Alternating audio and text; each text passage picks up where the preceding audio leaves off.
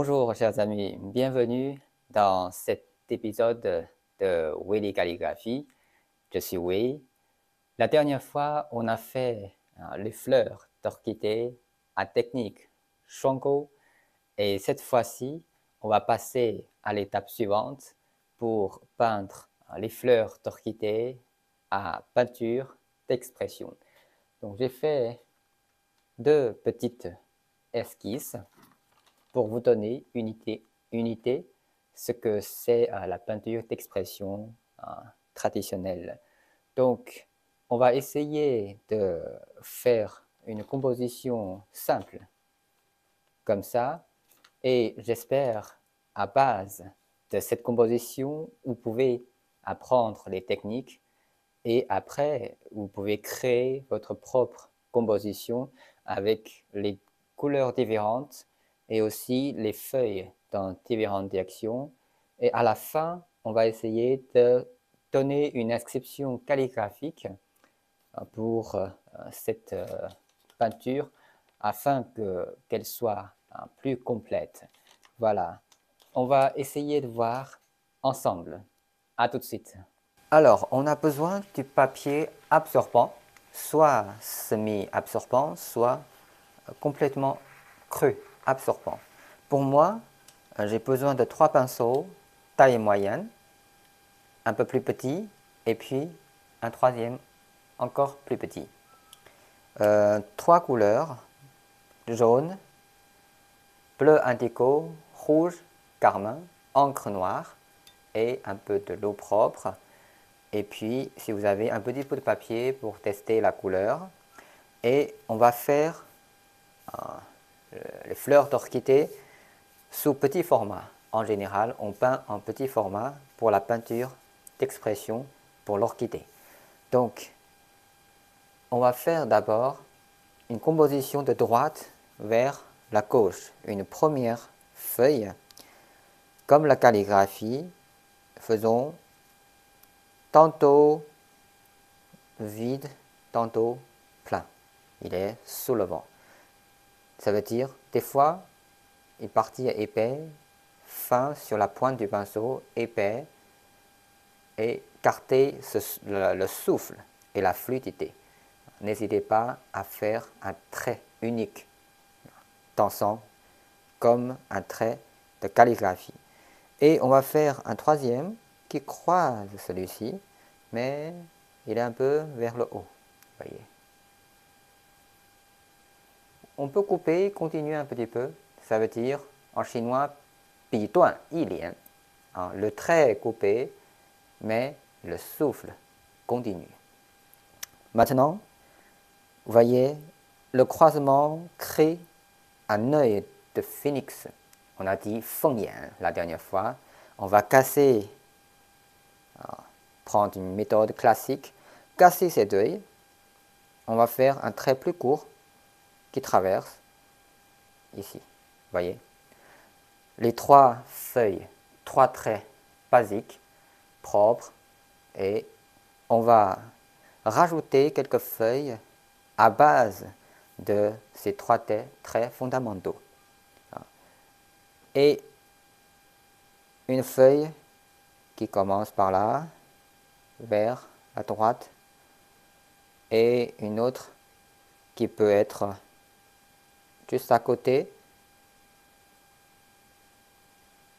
Et là, un croisement, on peut casser tout simplement avec une autre feuille. Maintenant, on va faire une feuille plus courte vers la droite. Le vent souffle de gauche à droite. Et puis, ici et ici. Voilà, on ne va pas en faire trop. Maintenant, on va faire ça. Après, on va arranger un petit peu. Prenons le pinceau plus petit. Il est déjà mouillé. On va prendre le jaune, mélanger avec le bleu. Vous connaissez, ça donne le vert clair. Voyez, À quel niveau, ça dépend. Vous pouvez prendre votre temps pour chercher la bonne dose, la bonne couleur. Une fois vous avez le vert, mélangez un petit peu de rouge carmin avec le vert. Voyez, c'est une couleur de fleur d'orchidée que je préfère, mais ça ne vous empêche pas de faire une fleur jaune ou plus vert, rouge. Et voilà, ça donne cette couleur-là, voyez. Donc, cette couleur, c'est une couleur basique pour mes fleurs. Maintenant, je vais, à base de cette couleur-là, moi je vais mettre le rouge carmin sur la pointe du pinceau. Ça veut dire l'extrémité des pétales sera rouge. On peut faire, il y a un trou ici, on ne va pas faire les fleurs en haut, plutôt en bas. Et puis, par exemple, ici, une première fleur, en général, la pétale, c'est en 5 morceaux. Donc, 1, 2. Imaginez, après les deux, vous voyez bien, il y a d'autres pétales qui se trouvent dans les 3 côtés. 1 par exemple, 2 et 3. Je lis, je descends un peu. Voilà. Si vous pensez que vous trouvez que la fleur est trop foncée, vous pouvez diluer un peu. Voilà. Ou mettre un peu moins de rouge sur la pointe du pinceau pour changer la dose. Et une deuxième fleur, je veux que ça soit comme ça. Elle est un peu sous le vent qui descend. Comme ça, voyez. Donc, si votre papier est très absorbant, pensez à faire des coups rapides et secs. Maintenant, on va faire une fleur ici. Même technique, sur la pointe, on met un peu de rouge. Et par exemple, ici, j'essaie de pencher un peu le pinceau pour que vous puissiez voir comment peindre. Normalement, vous devez mettre le pinceau légèrement à la verticale. 1, 2. On va faire une fleur classique. 1, 2, 3. Voilà. 5 pétales. Vous pouvez faire 3, vous pouvez faire 4, mais classiquement, c'est 5. Voilà. On va faire un boudon ici, par exemple. Semi-ouvert, qui donne la source en bas.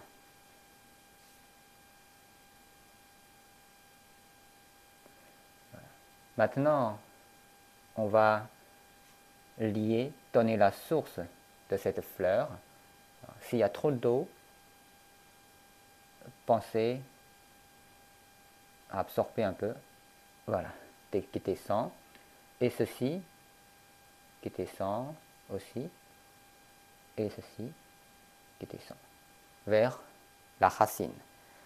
Si vous pensez qu'ici, il manque quelque chose, on peut rajouter encore une fleur. Par exemple, ici, 1, 2, 3, 4. Ça ne vous empêche pas aussi non plus de faire comme ça. Il n'y a pas vraiment un sens. Voilà. Restez à l'aise.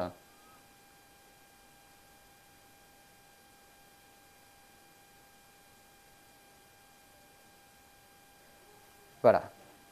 Maintenant, on a besoin le petit pinceau chargé d'encre noire, mais il faut attendre un peu que les fleurs soient sèches sur le papier.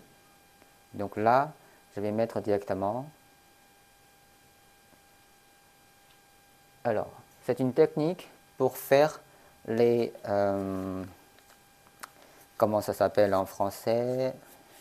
Les étamines. Donc, les étamines des fleurs d'orchidée, c'est la cursive du caractère Xin. 1, 2, 3. Ou 1, 2, 3. Vous voyez? Le caractère Xin, c'est le cœur. C'est ça.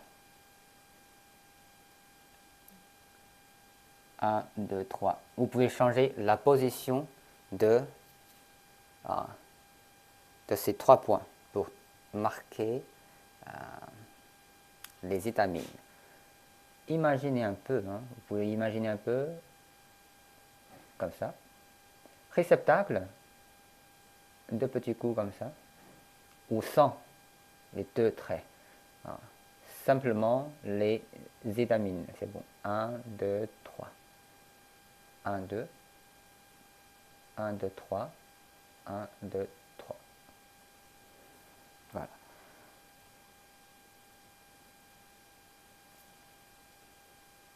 Maintenant, nous allons reprendre notre pinceau avec lequel on a fait les fleurs. On va profiter de sa couleur mélangée de vert et de rouge carmin.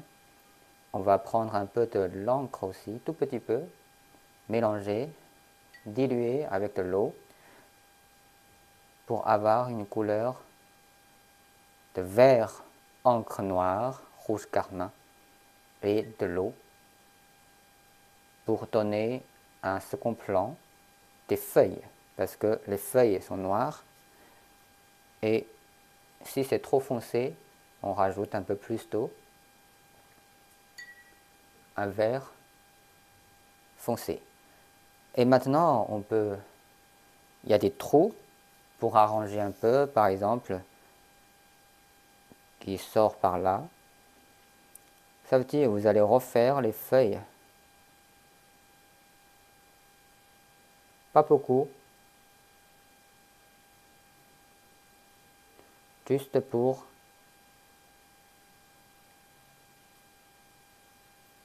compléter un peu, comparer, pour donner une comparaison avec les feuilles noires.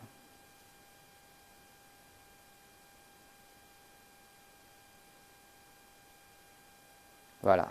En dessous, un peu plus d'encre mélangée avec la couleur des feuilles. On va faire quelques points pour marquer la terre. Ça peut être les petites feuilles, mais ça peut être la terre aussi. Voilà. Ceci, notre petite composition de fleurs d'orchidées sauvages. Et pour compléter le travail, j'aimerais bien mettre une sentence parallèle ici, parce que c'est vide.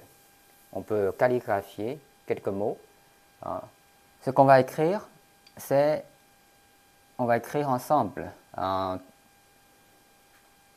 plus lente. D'abord, on va écrire en cursive, 草书, 是.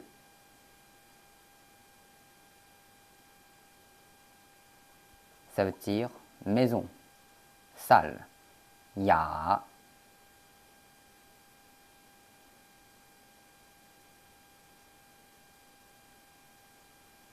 Ya, c'est élégant, distingué. Ici, c'est plutôt une maison distinguée. Et puis, he, interrogation, c'est comment. Xu,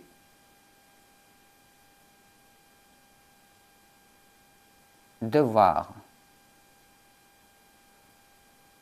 Ta, grand. Une maison a-t-elle besoin d'être grand?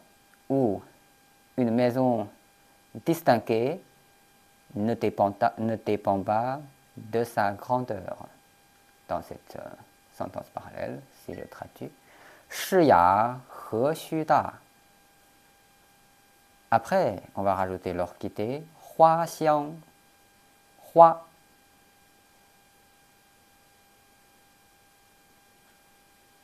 Xiang.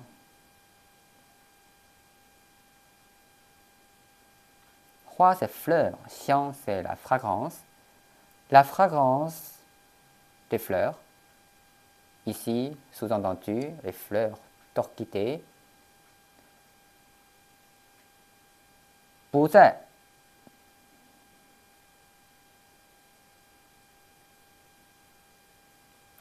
Mécation, ici, ne dépend pas non plus. Tôt, beaucoup.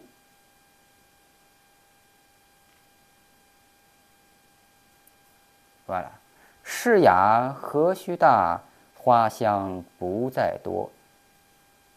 Une maison distinguée ne dépend pas de sa grandeur et la fragrance des fleurs ne dépend non plus sa quantité, qui montre l'idée de simplicité, de pureté et d'un esprit zen. Et après, on va continuer, on va rajouter l'année Gui Mao 2023. Gui Mao.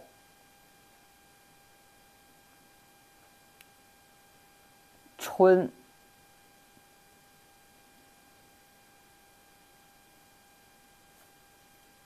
Le printemps. Yue.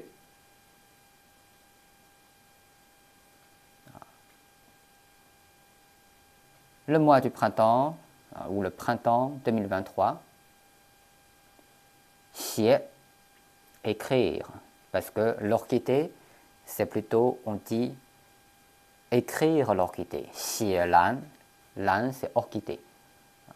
Puisque c'est petit format et les feuilles sont comme des traits de calligraphie, donc en signe pour les peintures d'orchidée, on dit écrire ou calligraphier. Voilà. Après, vous mettez votre nom.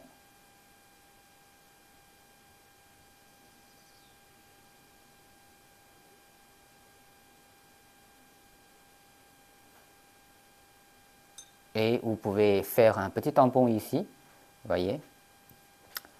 Alors, on va tricher un peu, rincer notre pinceau, et puis on va prendre le rouge carmin pour, si vous avez un seau, vous mettez un tampon ici, tout simplement, pour décorer.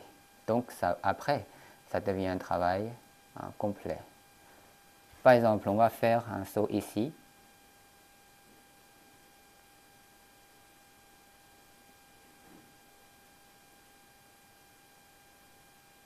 Voilà, vous allez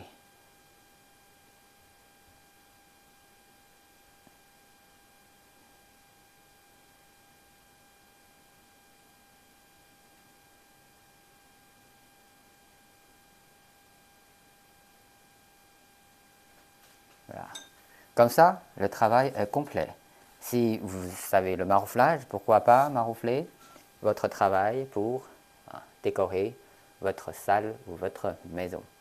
Voilà, j'espère que ce cours vous plaît et surtout, bon courage pour votre pratique et je suis là aussi pour partager avec vous pour qu'on puisse avancer tous ensemble.